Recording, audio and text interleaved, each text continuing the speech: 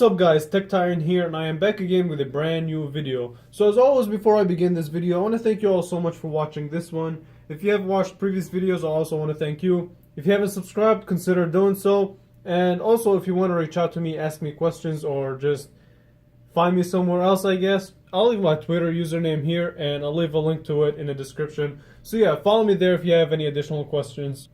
Okay, so in today's video, we're going to be taking a look at the BLU Vivo XL2. Now, blue phones, I don't know. I mean, they're good, some of them, and some of them are not so well. But what got me interested about this phone is actually the back and the design. So, not so much the specs, because the specs are not really something to write home about. So, let's do this unboxing and first impressions. And the review will be coming a few days or maybe a week after this. Alright, so here's how the box looks like, and I like the design of the box. It's pretty cool. It has this shiny reflections, which is supposed to resemble the back of this phone. Alright, so let's take a look at these specs. Again, not the best specs out there. Hold on. So as I said, it's kind of shiny. Alright, so it has a 5.5 inch HD screen. It's a 720p panel. It says that it has Gorilla Glass 3, a quad-core processor, and it does have Android 6.0, which is kind of old, but oh well. And it does support 4G LTE, which for a lot of blue phones, for some reason, they don't support 4G LTE. I'm glad this one does. So a 13 megapixel camera with the autofocus and an 8 megapixel front-facing camera. 32 gigabytes of storage, which is plenty, and also a big 3150 milliamp hour battery. And the reason I said this is a big battery is because, I mean, yeah, for a phone that is 5.5 inches in 2018, it's not. But at the same time, I mean, it only has to push 720p, so I guess it's good. We'll test that out in the full review anyway. Alright, so let's just unbox it.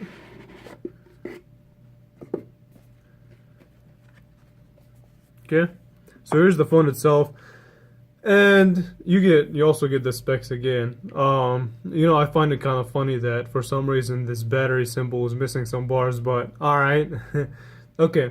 So the front is nothing. I mean, the front is nothing special.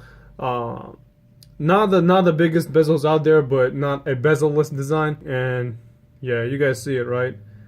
The back, yeah, the back is what actually got me interested in this phone. It's a really nice shiny back with this type of reflection. So yeah, so far I like the back a lot.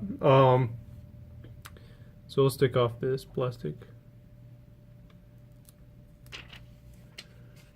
Alright, so let me turn it on and set it up. Okay, so while it's turning on, let's take a look at what else is in the box. And BLU likes to include a lot of things in the box, so lift off the lid. You get a SIM removal tool. Let's see. You get an adapter, regular USB to micro USB. Nice. I don't know what to use it for, but nice. And you get your charging micro USB, not USB-C. In 2018, again, it's kind of disappointing, but it is what it is. And you get a pair of headphones. Cool. Let's see what else. User manual. Your wall adapter. A case, which they like to include on a lot of their phones, and a screen protector.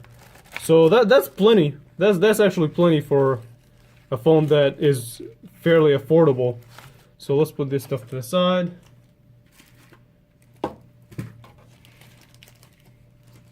And set up the phone.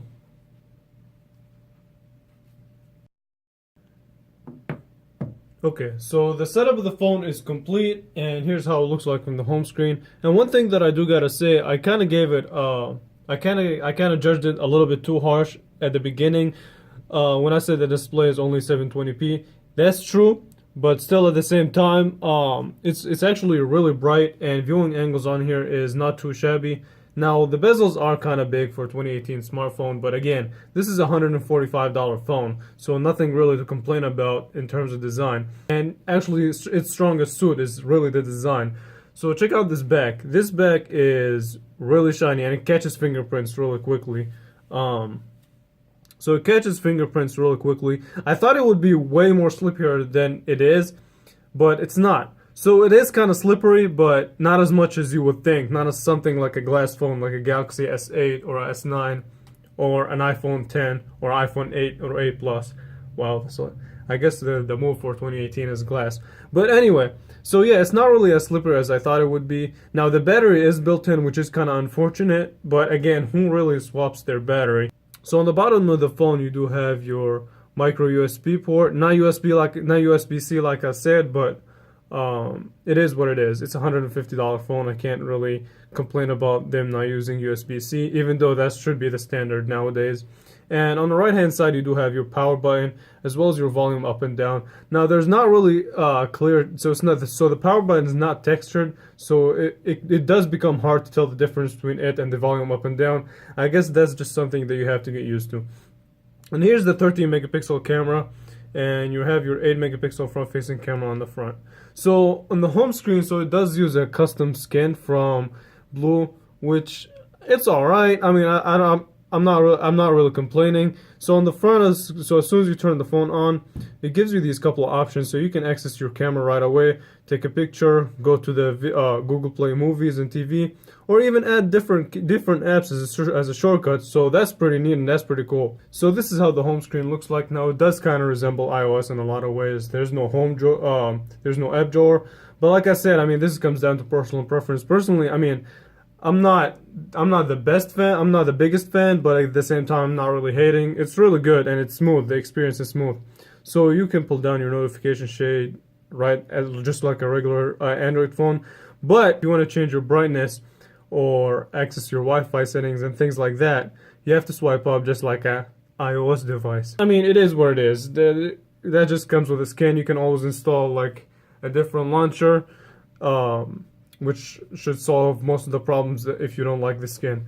Now let's take a quick picture of the camera and see what the 13 megapixel sensor is all about. So launch the camera. No, okay. So the camera interface it's nothing. I mean, it's a simple camera interface which I like. So you swipe to change your different modes. You have your video mode, you have your face beauty, you have your photo mode, and you have your settings on the side. So you have your countdown, you have volume keys. Yeah, so you have different settings. Not a lot though, not a lot. So let's take a picture, see how fast it does it. So 3, 2, 1. Okay, it's actually pretty fast. So let's see how the picture looks like.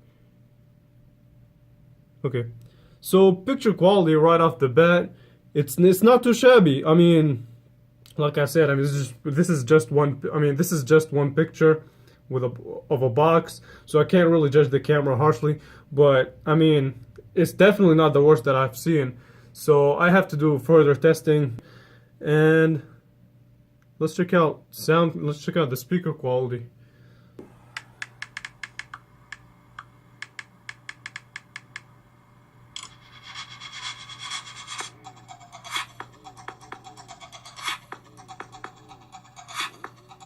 Okay, so it is a backward facing speaker, which is not the best way to position a speaker, but it doesn't sound too bad. I mean, it's loud, so it's a loud speaker, so it's not bad. It's not the best, but it's not bad.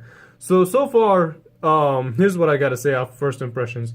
This is a pretty good 140. This is actually one of the best $145 phones that I've used. Now my words are right off first impressions, so it might change when it comes to a full review. But so far, it's not really bad. It's not a really bad phone. What really got me interested in the phone in the first place is this shiny back. I actually really like it. Now the fingerprints is probably the only downside. In terms of speed, I mean, everyday tasks, I would expect that this phone would handle it nicely. So look how fast it'll just launch the phone app. So the camera, really fast. The messaging app is just as fast. So far, I mean, off of day-to-day tasks and first impressions, performance is not too shabby. I actually kind of like it. So yeah, okay. It takes a little extra second to clear out the apps, but oh well. So yeah, this is my first impressions. The review is coming soon, so stay tuned for that. Hope you guys enjoyed this one, and thank you so much for watching. I will catch you in the next video. Thanks for watching.